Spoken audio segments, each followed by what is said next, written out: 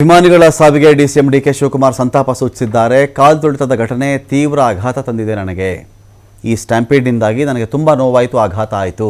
ಅಭಿಮಾನ ಇರಲಿ, ಆದರೆ ಜೀವಕ್ಕಿಂತ ನಿಮ್ಮ ಅಭಿಮಾನ ದೊಡ್ಡದಲ್ಲಪ್ಪ. ಜೀವ ದೊಡ್ಡದು. ದಯವಿಟ್ಟು ಎಲ್ಲರೂ ಸುರಕ್ಷಿತವಾಗಿರಿ. ಮೊದಲಿಗೆ ಸೇಫ್ಟಿ ಕಡೆ ಗಮನ ಕೊಡಿ. ಹ್ಯಾಪಿ ಆ್ಯಂಡ್ ಸೇಫ್ ಜರ್ನಿ ಅಂತ ಕಳಿಸ್ಕೊಡ್ತಾರಲ್ಲ. ಯಾರಾದರೂ ಹೋಗಿ ಬರ್ತೀವಿ, ಪ್ರವಾಸಕ್ಕೆ ಹೋಗ್ತೀವಿ ಅಂದರೆ ಹ್ಯಾಪಿ ಆ್ಯಂಡ್ ಸೇಫ್ ಜರ್ನಿ, ನಿಮ್ಮ ಜರ್ನಿ ಸಂತೋಷವಾಗೂ ಇರಲಿ, ಸುರಕ್ಷಿತವಾಗಿ ಇರಲಿ ಅಂತ ಕರೀತಾರಲ್ಲ, ಆ ಥರ ಎಲ್ಲರೂ ಸೇಫ್ ಆಗಿರಿ. ಮೃತರಿಗೆ ಸಂತಾಪ ಹೇಳಿದ್ದಾರೆ DCM DK Shivakumar.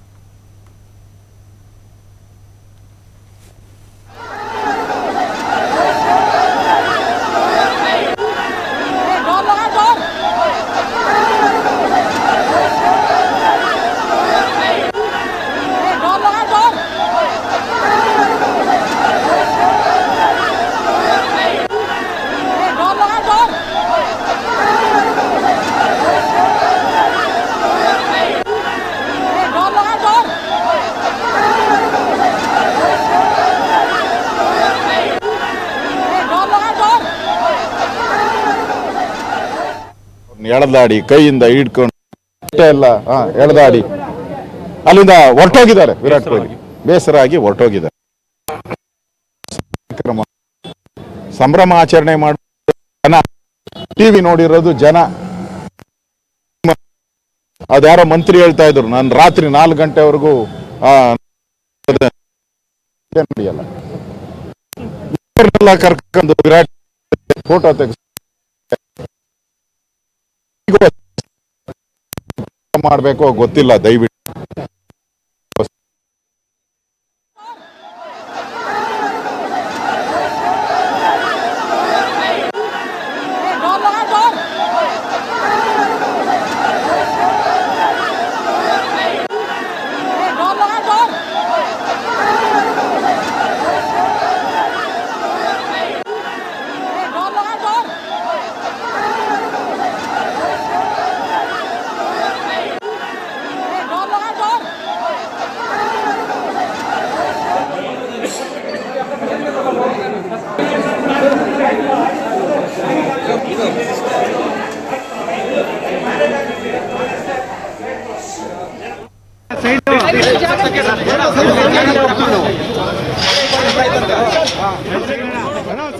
Boring ಆಸ್ಪತ್ರೆಯಲ್ಲಿದ್ದಾರೆ CM ಅವರು. ಹೊರಡಬಹುದು ಅವರಲ್ಲಿಂದ.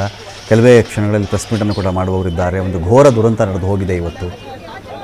ಎಷ್ಟೆಲ್ಲ ಕನಸುಗಳು, ಎಷ್ಟೆಲ್ಲ ಖುಷಿ. 18 ವರ್ಷ ಕಾಯ್ದಿದ್ರು ಅಭಿಮಾನಿಗಳು RCB ಒಂದು ಕಪ್ಪನ್ನು ಗೆಲ್ಲಿ ಅಂಥೇಳಿ.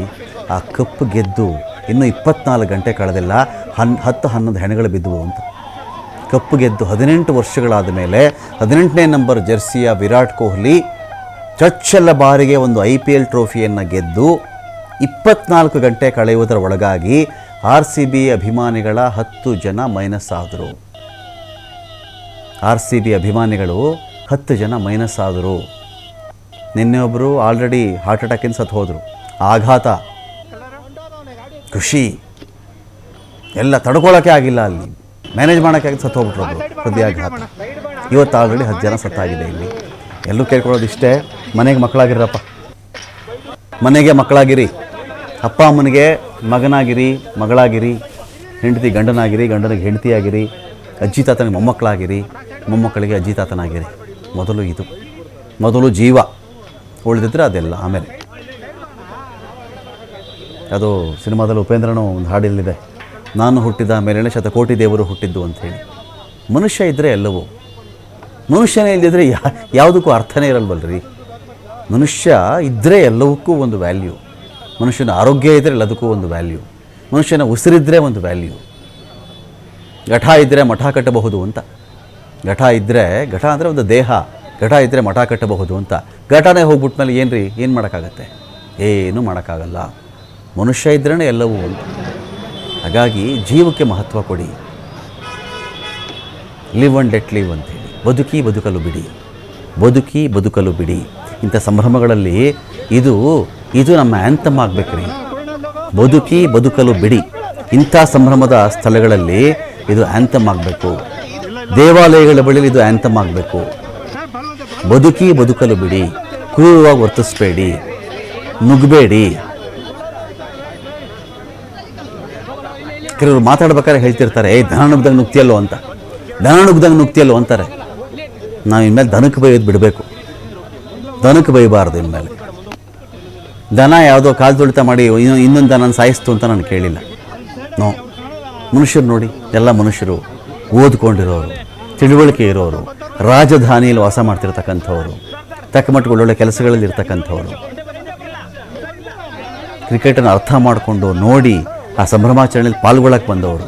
ಒಂದು ಜೀವಕ್ಕೆ ಮತ್ತೊಮ್ಮೆ ಅಲ್ಲೊಂದು ಜೀವ ಉಸಿರಾಡಿಬಿಡ್ಲಿ ಇವನು ಅಂತ ಒಂದು ದೀರ್ಘ ಒಂದು ಉಸಿರು ತಗೊಂಡ್ಬಿಡ್ಲಿ ಅಂತ ಹೇಳಿ ಆ ಮನುಷ್ಯನ ಪ್ರಯತ್ನ ನೋಡ್ರಿ. ಅಲ್ಲಿ ಮನುಷ್ಯನ ಪ್ರಯತ್ನ ನೋಡಿ, ಅಲ್ಲಿ ಅವನು ಉಸಿರು ಒಂದು ಸಲ ಎಳೆದು ಬಿಡ್ಲಪ್ಪ, ಸ್ವಲ್ಪ ಉಸಿರು ಬಂದುಬಿಟ್ರೆ ಸಾಕು, ಕೈಯೋ ಕಾಲೋ ಏಟಾಗಿದ್ದರೆ ಆಮೇಲೆ ವಾಸಿ ಮಾಡ್ಕೊಂಡ್ರೆ ಆಯಿತು ಅಂತ ಹೇಳಿ ಆ ಮನುಷ್ಯನ ಪ್ರಯತ್ನ ಅದು. ಹೃದಯ ಸ್ತಂಭನ ಆಗಿಬಿಟ್ಟಿರುತ್ತೆ. ಆ ಹೃದಯ ಮತ್ತೆ ಮಿಡಿಯುವಂತಾಗ್ಬಿಡಿ, ಒಂದು ಸಲ ಪಂಪ್ ಮಾಡಿಬಿಡ್ಲಿ ಸಾಕಪ್ಪ ದೇವರೇ ಅಂಥೇಳಿ ಎಲ್ಲ ದೇವ್ರನ್ನ ಬೇಡ್ಕೊಂಡ್ಬಿಟ್ಟಿರ್ತಾರೆ. ಅಲ್ಲಿ ಯಾರು ಉಳಿದ್ರೋ ಯಾರು ಸತ್ತರೋ ಗೊತ್ತಿಲ್ಲ.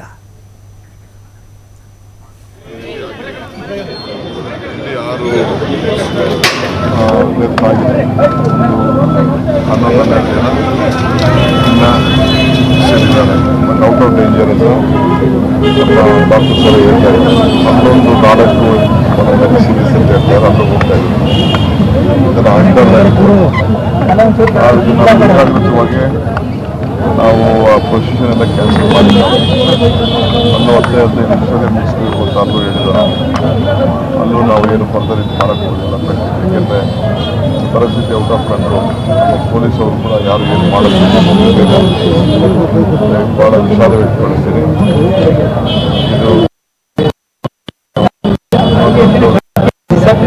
ಇದು ನಾವೆಲ್ಲ ಕೂತ್ಕೊಂಡು ಮಾತಾಡ್ಬಿಟ್ಟು ಬೇರೆ ವಿಚಾರಗಳನ್ನ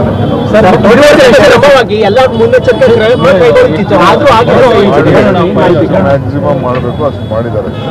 ಈ ರೀತಿ ಕ್ರೌಡ್ ಅನ್ಎಕ್ಸ್ಪೆಕ್ಟೆಡ್ ಬರ್ತಾರೆ ಅಂತ ನಮ್ಮ ಮೆಟ್ರೋಗಳೇ ಬರೋಕ್ಕಾಗಲಿಲ್ಲ. ಆ ಥರ ಪರಿಸ್ಥಿತಿ. ಇಲ್ಲಿ 6 ಜನ, ಅಲ್ಲಿ 4 ಜನ ಅಂತ ಹೇಳ್ತಾ ಇದ್ದಾರೆ. ನಾನು ಅಲ್ಲಿಗೆ ಹೋಗಿ ನೋಡ್ಬಿಟ್ಟು 2 ಮಾತ್ರ ಐಡೆಂಟಿಫೈ ಆಗಿದ್ದಾರೆ. ಡಾಕ್ಟ್ರು ಇವತ್ತು ತಾಯಿ ಬಂದಿದ್ದಾರೆ, ಅಜ್ಜಿ ಬಂದಿದ್ದಾರೆ. ಅಜ್ಜಿಯವ್ರು ಪೋಸ್ಟ್ ಮಾರ್ಟಮ್ ಮಾಡಬೇಡಿ, ನಮ್ಮ ಮಾಡ್ತಾ ಇದ್ದಾರೆ. 13 ಜನ ಸರ್. ಸಿಎಂ ಇವಾಗ ಮಾತಾಡ್ತಾರೆ, ನೀವೇನೋ ಹೋಗ್ತೀರಾ, ಪ್ರೆಸ್ ಮೀಟ್ ಮಾಡ್ತಾರೆ? ಖಂಡಿತ ನಾನು ಹಾಸ್ಪಿಟಲ್ ಹೋಗ್ತೀನಿ ಸರ್. ಇದರಲ್ಲಿ ವಿಪಕ್ಷಗಳು ಆರೋಪ ಮಾಡ್ತಾ ಇದ್ದಾವೆ ಸರ್, ನಿಮ್ಮ ಕಾನೂನು